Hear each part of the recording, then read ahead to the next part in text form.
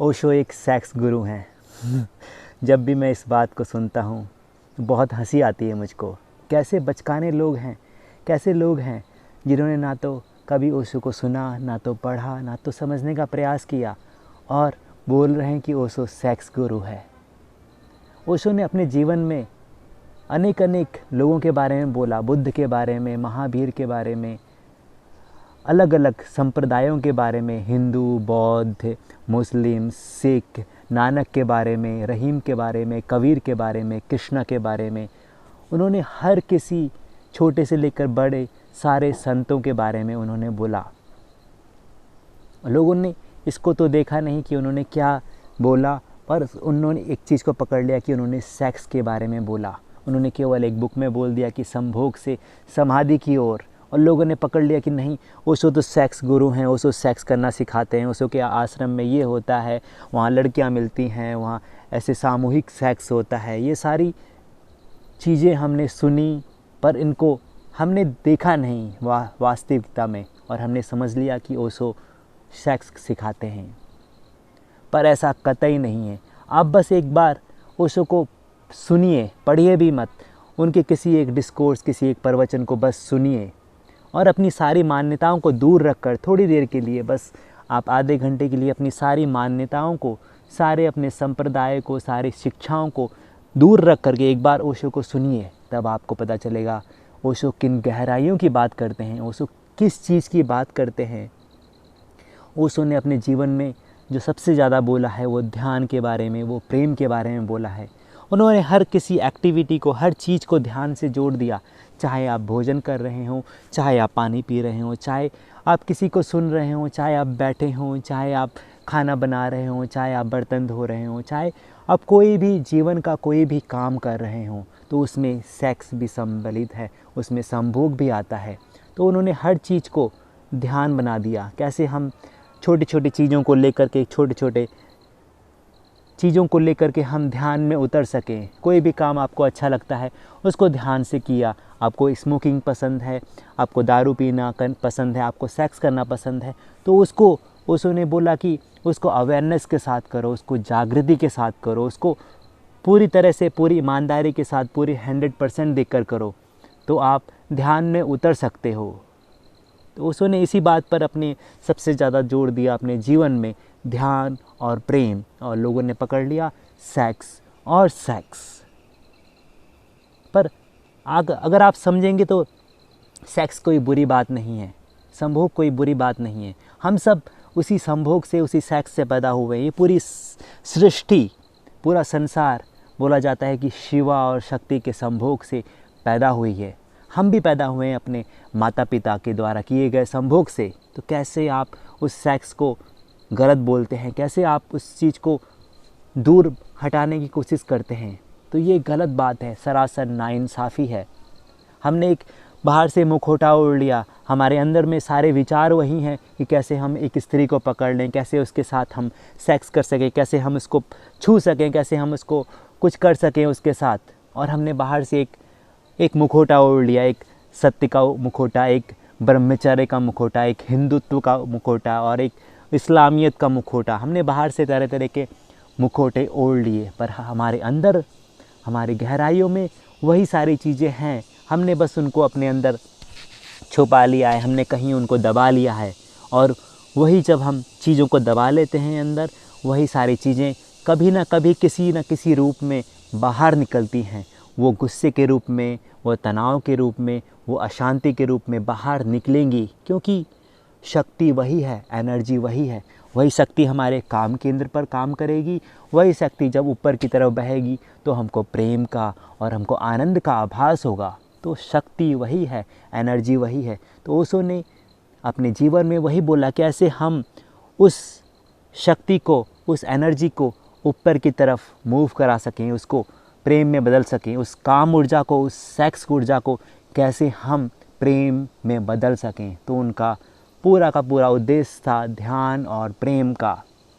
आज के युवकों को देखो, युवतियों को देखो, हम सब बहुत सारे लोग पॉर्न के पीछे पड़े हैं। पॉर्नोग्राफी, तरह तरह की मूवी देखते हैं, गंदी से गंदी वेब सीरीज़ आती है, गाली गलौज, ये सब आता है। क्यों हम उस चीज़ को देखने में उत्सुक हैं, क्योंकि हमारे अंदर वो भरा हुआ है, वो निकला नहीं है, हमने उस एनर्जी को चैनलाइज नहीं किया है, हमने उस एनर्जी को रूपांतरित नहीं किया है। और अगर वो एनर्जी रूपांतरित नहीं होगी तो वो सारी एनर्जी इसी रूप में बाहर बहेगी। लोग हस्त मैथुन करते हैं, लोग वैश्याओं के पास जाते हैं, अलग अलग जगह लोग पैसा दे दे करके औरतों को खरीदते हैं। तो क्या ये सभ्य समाज है? क्या ये सभ्य समाज का लक्षण है?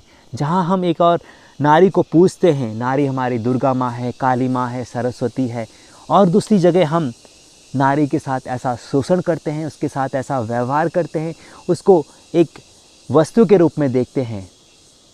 तो ओशो ने बोला कि नारी का सम्मान करो, नारी को देखो, उसको समझो, उसी से हम उत्पन्न हुए हैं, उससे मैं उत्पन्न हुआ हूँ, उससे आप सब उत्पन्न हुए हैं, और उसी एनर्जी को हमको समझना है, उसको देखना है, उसको उसका सम्मान करना है, उससे प्रेम करना है, उसको एक वस्तु की तरह नहीं समझना है, उसको एक ऐसी चीज़ नहीं समझना है कि आपने उसका यूज किया और थ्रो कर दिया। बहुत सारे लोग ऐसे ही करते हैं, बहुत सारे लोग जो लड़कियों का, औरतों का वो शोषण करते हैं केवल।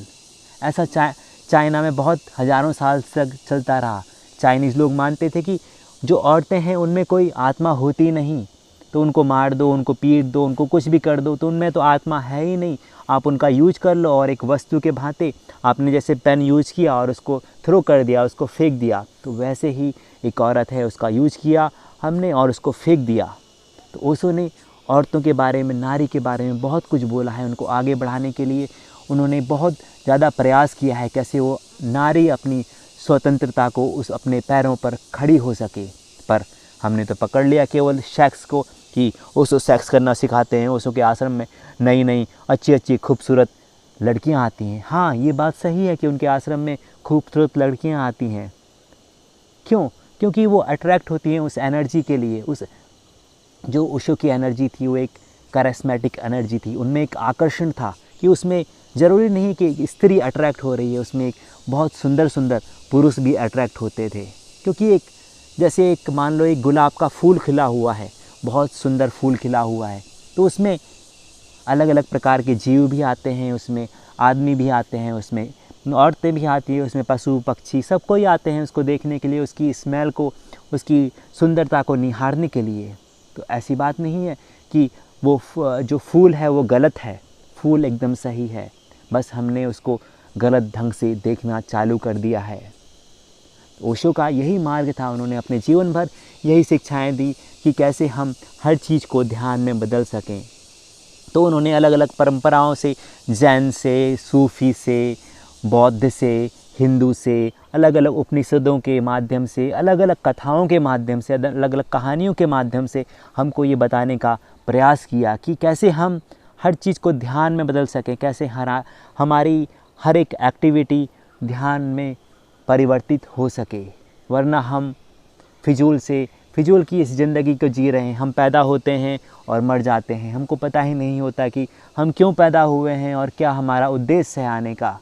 तो जब हम ध्यान की गहराइयों में उतरते हैं, जब हम प्रेम की गहराइयों में उतरते हैं, तभी हमको इस जीवन का उद्देश्य पता चलता है। हमको अपने जो इनर सोल बोलेंगे, जिसको अंतर की आत्मा, उसकी आवाज़ पता चलती है कि हमको जाना कहाँ है, हमको क्या करना है लाइफ में, हमको हमारा डायरेक्शन क्या है, हमारा मकसद क्या है, तभी हमको पता चलता है। तो उसने हमको एक आईना दिखाया, हमको दिखाया कि हम कौन हैं, और जब हम जानेंगे हम कौन हैं, तब हम अपने आप को उन्नति के शिखर पर ले जा सकते हैं।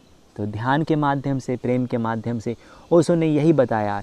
और ओशो के सारे मेडिटेशन, जो भी सारे एक्टिव मेडिटेशन है या पैसिव मेडिटेशन है, तो उनका मेन मकसद वही था कि कैसे हम अपनी एक्टिविटी को छोड़ करके एक नॉन एक्टिविटी में जा सकें, कैसे हम काम करते हुए एक सन्यासी का जीवन व्यतीत कर सकें। तो ओशो ने इस बात की बहुत ज़्यादा उसको बल दिया है कि हमें संसार को छोड़कर नहीं जाना है, हमको संसार को छोड़ करके हिमालय में नहीं बैठ जाना है। क्योंकि अगर आप संसार को छोड़कर हिमालय में जाएंगे, संसार की चिंताओं से, परेशानियों से छोड़ करके हिमालय जाएंगे, तो हिमालय में भी आप घर बना लेंगे, वहाँ भी आप मकान बना लेंगे, वहाँ भी आप पेड़ों से बातें करने लगें, वहाँ भी कुछ ऐसा करने लगेंगे कि आपको फिर से परेशानियां होने लगेंगी, क्योंकि आप तो वही हैं, आप नहीं बदल गए हैं। तो बदलना हमको किसी जगह को, किसी नए जगह को बदलना नहीं है, हमको अपने को बदलना है, हमको संसार में रह कर के खुद को बदलना है। जैसे आपने देखा होगा एक कमल का पुष्प कैसा होता है। कमल का पुष्प वो पानी में होता है, कीचड़ में होता है, फिर भी खिलता है, फिर भी उसका जो सौंदर्य है वो सबको दिखता है, कीचड़ में रहने के बावजूद भी। तो हम भी संसार रूपी इस कीचड़ में रह कर के हम भी सुगंधित अपने आप को कर सकते हैं, हम भी अपने आप को खिलावट दे सकते हैं। तो ओशो का यही मैसेज था, यही संदेश था, कैसे हम इस संसार में रह कर के सन्यासी का जीवन व्यतीत कर सकें, कैसे हम ध्यान में गुजर सकें, कैसे हम प्रेम में गुजर सकें, अलग अलग प्रक्रियाओं के माध्यम से। और संसार जो है, जिस संसार में हम रहते हैं उसमें हमें तरह तरह के मौके मिलते हैं कि हम ग्रो कर सकें। कभी कोई हमको गाली दे देता है, कभी कोई हम पर नाराज़ हो जाता है, कोई कभी हमसे रूठ जाता है, कभी कुछ संबंध बिगड़ जाते हैं।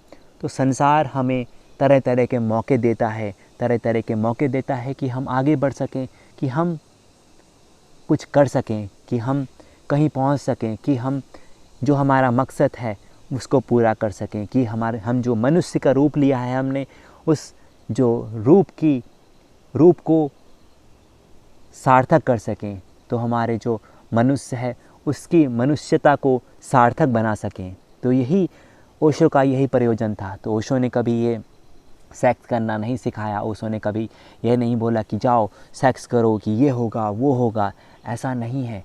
ओशो ने बस बोला कि ध्यान करो, जीवन में रहो, इस संसार में रहो, भाग कर नहीं जाओ, कोई सन्यासी बनकर मत जाओ, आप इस संसार में रहो, सब कुछ करते हुए आप एक सन्यासी रहो।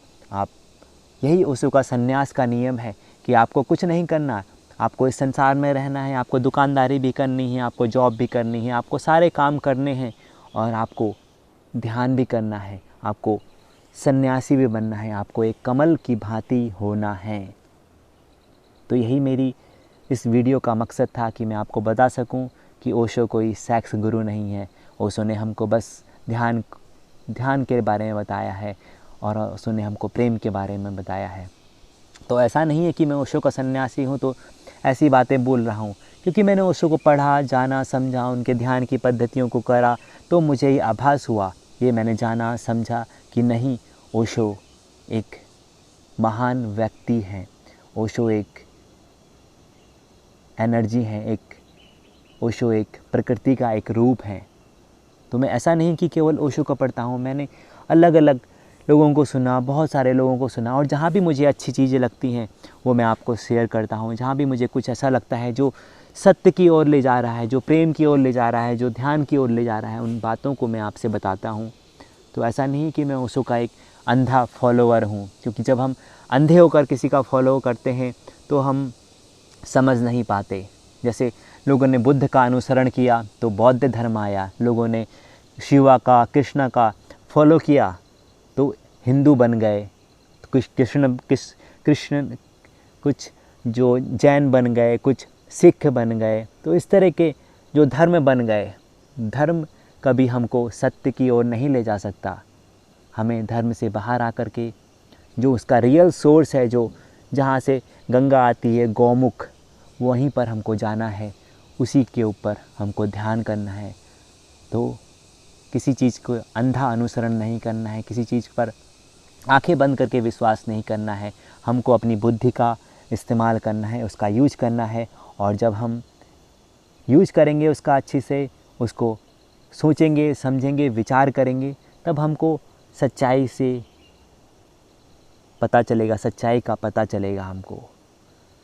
तो ये मेरा मैसेज था, आशा करता हूँ आपको समझ में आई होंगी थोड़ी बात, और आप सभी का धन्यवाद। मिलते हैं अगली वीडियो में, सबको मिले प्रेम और ध्यान। धन्यवाद।